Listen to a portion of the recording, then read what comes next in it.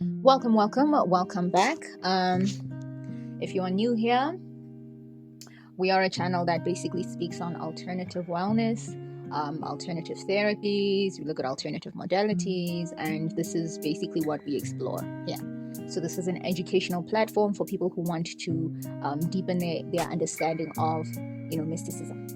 Right. So welcome back. So if you guys have been with us since the last episode, the previous upload was about understanding the endocrine system and the benefits of self-regulating. So today we've been fortunate enough to have we've received two voice note feedbacks from clients who have been regulating. And mind you, this is a new client. She's new.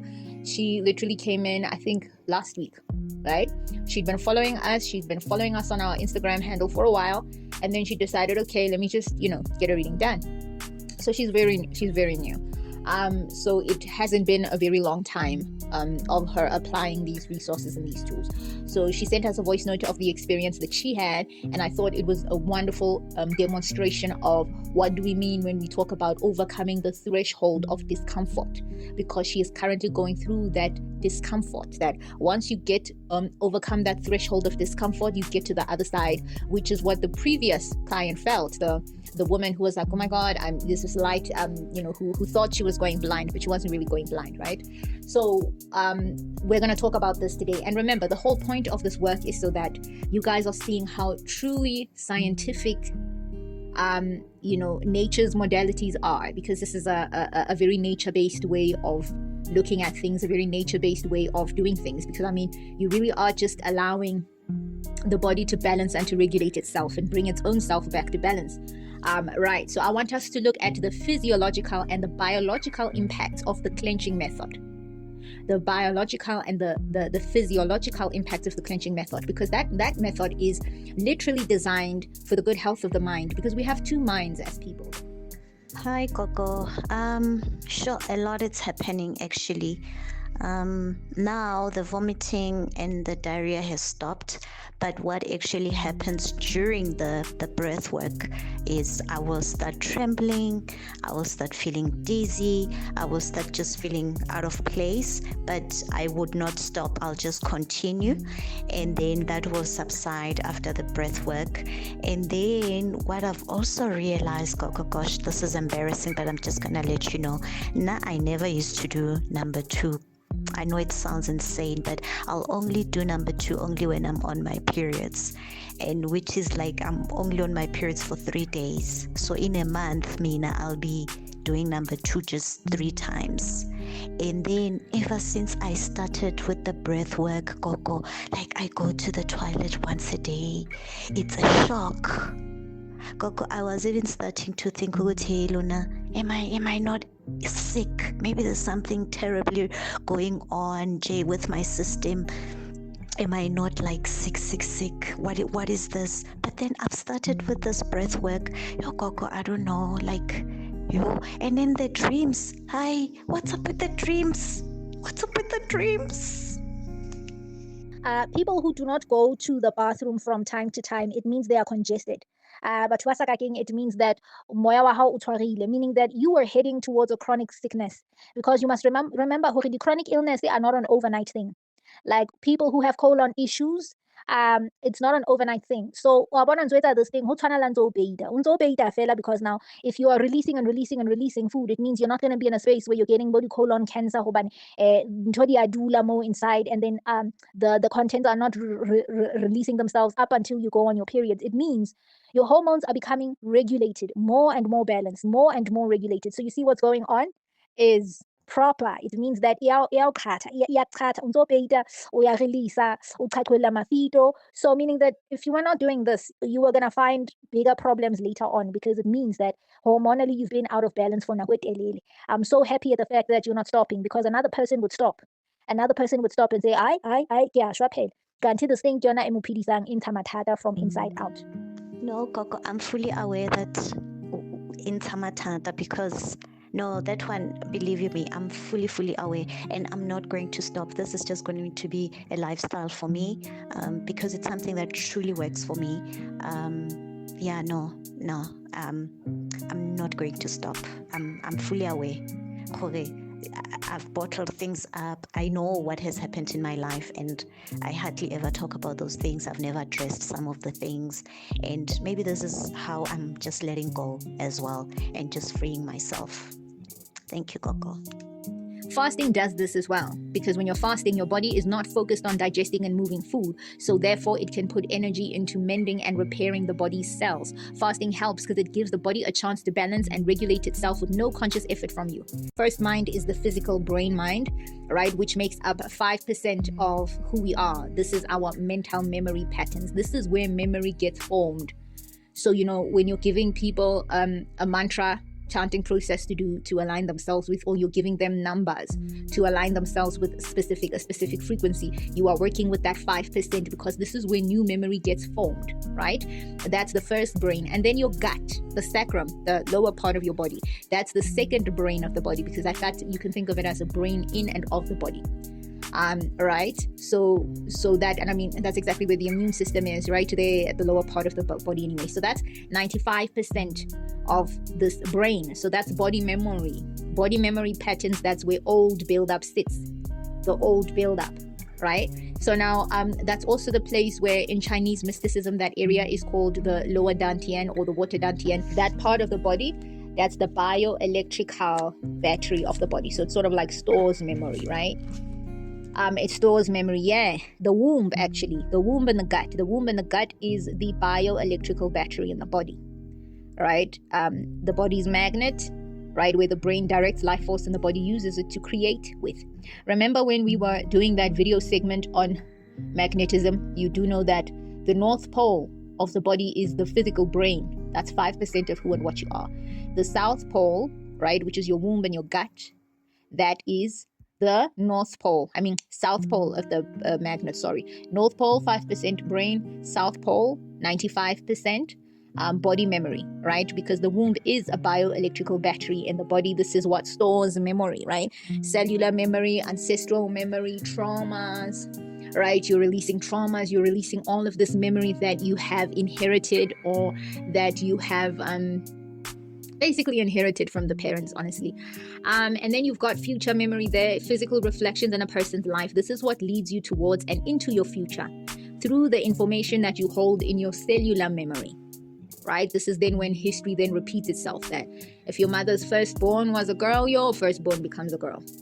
If your mother maybe never got married, now you are never getting married. Like, patterns repeat themselves because this memory gets passed down.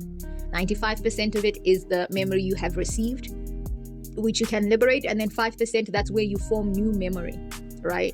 So when you're doing any alignment work, you are focusing on new build-up, habituating new build-up, so that can become, your new signal, your new everything, your new who and what you are. So I want us to talk about the physical and biological impacts of the clenching method. So the threshold of discomfort. In the previous video, we spoke about once you overcome the threshold of discomfort, you get to the other side of this. So you will hear in client's voice note, she basically experienced vomiting, diarrhea, trembling, dizziness, feeling out of place, and then she started having regulated bowel movements. She no longer had constipation. So overcoming the threshold of discomfort is that process of allowing yourself and your body to get you back to the place of physical balance after clearing up the things that need to be cleared up. Because when a person goes to Isangoma, or when a person ayangakeng, and then you are given an enema, right, a spate. So the spate is like a colonic. You're pushing water in there to remove all of the excess stuff sitting inside of your colon, right? Or there's that emetic where uyakapa, basically you are releasing, right? So that's the movement of food out of the body. The stuff that's sitting in there needs to go so that the body's natural defenses can kick in, right? This is just you trusting nature's intelligence. The trembling, the dizziness, all of that's the body kind of like going into a bit of shock, that, oh Lord, what is happening, right? And then after that, then she goes, and notice how she didn't stop. Like the first few times she was like, in fact, she decided to try this out before she got to the official one, because I send a link, a recorded one, to clients so that they can just close their eyes and do the process, right? Then there's a free one on my YouTube, on the YouTube platform, right? But that obviously has ads and you can't focus on doing that. So if it's on your phone or it's on your devices, it makes it easier for you to commit to it daily. So the first time she did it, she used the free one on our YouTube platform. She went there, she did the free one, and that was the very day that we had a 6 o'clock session with her. So by the time she entered the 6 o'clock session, she's like, oh my, I actually tried, your process and I threw up. Like, what is this? Right? Meaning that it was impacting her physically, it was impacting her body, it was balancing her hormones out, right? Because this is clearly someone who had a hormonal balance. She had a hormonal imbalance. So anything that she's doing to regulate those imbalances, it's going to be uncomfortable at first, right? Now, let us now talk about why hormone imbalance causes constipation. Why does the hormone imbalance cause constipation? Okay, because you can hear she said, I actually did my number 2 only when I'm having my moon cycle. But when I'm not having my moon cycle, I could go a whole month without doing number 2. That is so unhealthy. It is so unhealthy. If you're living like that as a person, you must know you are headed towards a chronic problem. You are headed towards a chronic issue, because chronic illnesses are not overnight things. They are things that build up over time, right? These habits that you then have, they build up over time and then it becomes a problem. Now, hormonal imbalance happens when there is too much or too little of a hormone in the blood, right? That's then when you have a hormone imbalance. You can have too much of a hormone or too little of a hormone. Now you will see how truly scientific tarot is. Tarot is scientific, guys, whether you believe it or not.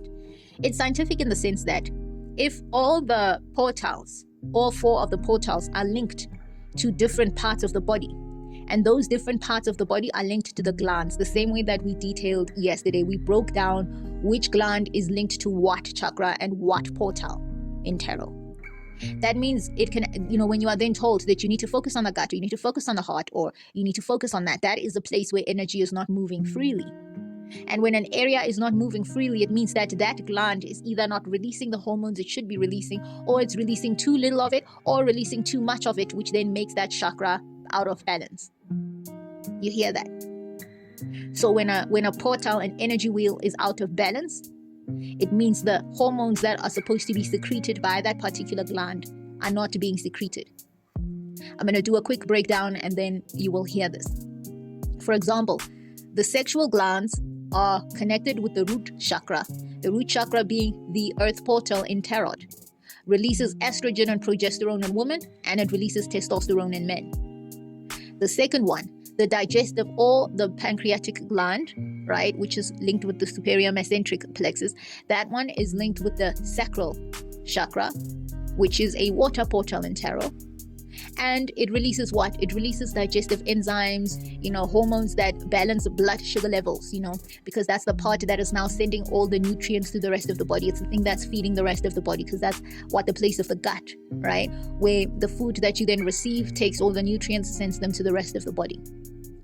The adrenal gland, which is associated with the solar plexus, which then is the fire portal in tarot, that now releases adrenaline, dopamine, cortisol, renin, estriadol or estradiol, those hormones coming out from the adrenal glands, right? Certain hormones can make you angry. Like this is basically the place where anger forms, right?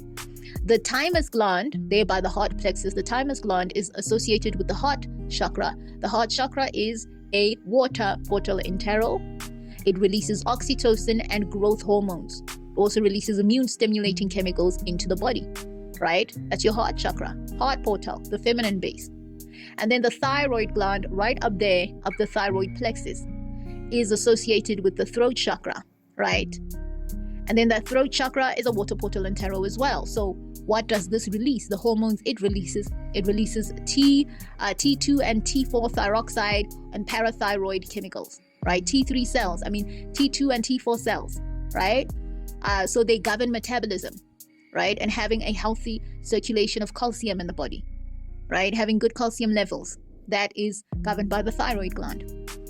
And then you have the pineal gland up there. The pineal gland linked with the pineal plexus. So this is linked with the third eye. The third eye is associated with the fire portal in tarot. Fire portal in tarot. For some people it's water portal because the third eye sends you into the astral spaces. But for my tarot specifically, it is fire, right? What does the pineal gland release? The pineal gland releases hormones melatonin, into the body. It releases serotonin, and it also releases the pineal metabolites that are responsible for people going into trance. You understand? The last one, which is the pituitary gland or the master gland, linked with the pituitary plexus. This one is associated with the crown chakra. That crown chakra is associated with what? This is the air portal in tarot. That's the air portal in tarot.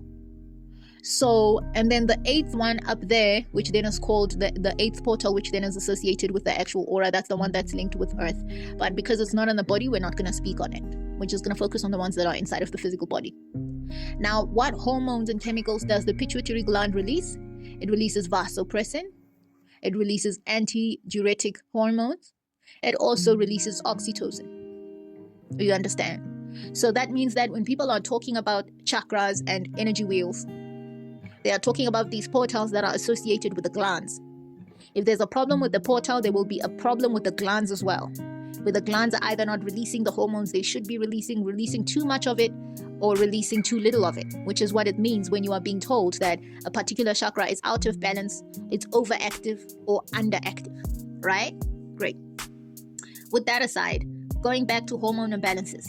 Common symptoms of a hormone imbalance that now common symptoms are weight changes, low sex drive, having acne, depending on the hormone that is out of balance.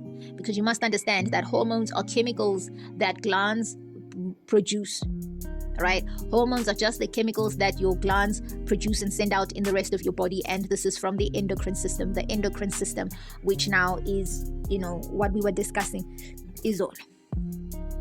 These hormones, they travel through the bloodstream to the tissue and the organs of the body, delivering messages that tell the organs what to do and when. Do you understand that? They travel through the bloodstream to the tissue and the organs, delivering messages that tell the organs what to do and when to do it. Hormones are essential for regulating most major daily processes. This means a hormone imbalance can affect many bodily functions. Hormones, they help you to regulate your metabolism, your blood sugar levels, your ability to grow muscles, your blood pressure, right? Hormones help you to hormones help you with your reproductive cycles, your sexual health. Hormones help you with general growth and development. They help with your mood and your stress levels. You see that? Hormones, they help to regulate certain things in the system. For example, they help you to regulate your metabolism. They help with your the blood sugar levels in the body. They help you with muscle and cell growth. They help with blood pressure. They regulate the reproductive cycles and your sexual health. Just general growth and development of muscle and cells. So it also affects your moods and your stress levels.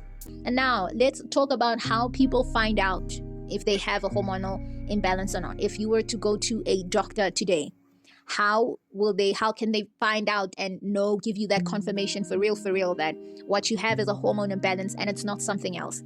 Because sometimes it is an illness and some other illness and it's not a hormone imbalance. How will you know? So there are 3 ways in which a hormone imbalance gets tested. Number 1, blood testing. So estrogen, testosterone, and thyroid chemicals can be found in the blood, right? You get to see if there's too much or too little of a hormone through blood testing in a lab, right? Because now think about it. You are releasing hormones into, throughout your body, but where do they travel? That information travels through your blood. So if somebody takes a blood sample, when somebody takes your blood samples, they can find out all the, what's happening in your body. What hormones, how much estrogen do you have? How much dopamine did you have? How much adrenaline is coursing through your blood? All of those things can be found out through your blood, because your blood, right, is where this information flows. That's where your hormones flow. And then the second tool that can be used to test, right, a hormone imbalance, doctors use imaging. So this is an ultrasound or an MRI scan, an MRI test, because it can identify cysts or tumors that cause the body to produce excessive amounts of specific hormones. So there the doctors know that, okay, so if there's a cyst or a tumor somewhere, the body is going to be releasing this and that hormone. And if those are being released, then that speaks to a hormonal imbalance. Although I feel like this one is not as direct as blood, right? You just want to go direct to blood, it's just more accurate in my brain. The third way in which people test for a hormonal imbalance is through a urine test. Urine testing. test, because your urine test can measure the levels of hormones in the body related to the menses cycle for women, right? Like your cortisol measurements can be found in your urine test. You think of something as simple as a pregnancy test.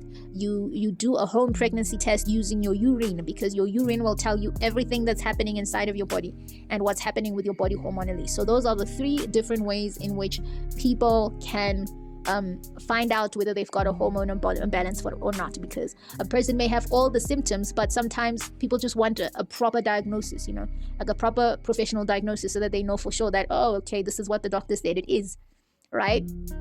And the lady that we spoke of, the one we added yesterday, who was telling us about her symptoms of the hormonal imbalance, the Afrikaner lady that she went to, she tested this out through a machine. So I'm imagining that machine is a machine that probably focuses on a person's brain waves, or I don't know how that machine works, but I'm just assuming that it could be a machine that measures the waves, because if you are in like high beta brain waves, you can only be there if your body is jacked up on the emotions of stress, right? You can't be in high range beta frequency waves without being extremely stressed. This broken sick care system that we have, that as a doctor I'm choosing not to participate in, as my wife as a nurse choosing not to participate in. We want to be at the top of the hill, telling people don't go down the hill because you don't know how to ski and it's a double black diamond, as opposed to standing at the bottom of the hill with an ambulance, picking them up after everything's broken, damaged. Start warning people before it ever happens. If you go to a doctor and you pass all the tests and you pass the physicals, there's nothing they can do for you. They tell you to come back next year. You can only participate in the system if you are sick. That's backwards. That's sick care, not healthcare. Want to do something about it to help you experience real health. So there's a free book there. I'll send it to you. You don't have to go buy it on Amazon. It's Why Don't Doctors Create Diets and Lifestyle Plans for Patients Instead of Offering Pills? When we know that over 90% of disease is due to lifestyle, why don't we spend the majority of our time trying to prevent disease instead of treating it? Why don't doctors tell you to take something like a supplement to support your health prior to becoming sick, when we know that supplements and herbs can help prevent these things? Why don't doctors teach you to manage your emotions? Because that stress, that anxiety is going to lead to physical bodily damage, and the strain that you're under can play a significant role in your overall health. Why don't doctors take a real role in helping people be healthy in their lives? Doesn't make sense to me. Why are we helping people get healthy instead of taking care of them after they get sick? I think it needs to change. I believe that real health is possible. I believe that you're the solution. I believe that the greatest doctor in the world is inside of you. We're just messing it up. I believe it's possible for you to live good. We're just not getting the right information. If you need help with it, for it. But it's a solution. It's a guide for you to be the solution for a broken sick care system. And where are the doctors standing up for our career path? Help people. They're sick. Stop them from getting that way. Get to the cause of it. Don't just leave them on the drug the rest of their life. We can do better. We need better information, and this one doctor doing something about it. So appreciate you guys. Snag a book if it'll help you. Go make it a great day. You might as well. You're never going to get it back. Click the